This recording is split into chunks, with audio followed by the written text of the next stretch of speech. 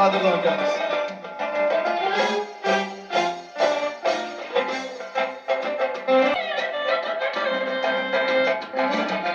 Issazlik kuylashuv yonish osonmi?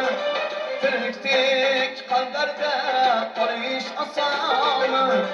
Issazlik kuylashuv yonish osonmi? Tiriklik qalblarda qolish osonmi? Marhumdan qo'shiqlar olish osonmi? Nega og'un aytgan qo'shiqqa tegdi? Niçin ustoz aytgan qo'shiqni buzdi? G'amgin yurak, g'amgin sor yurak,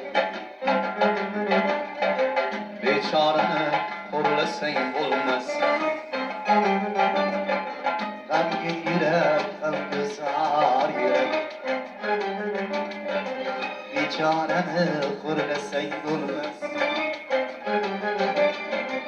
Seni bugun ko'rishim kerak, seni bugun ko'rmasam bo'lmas.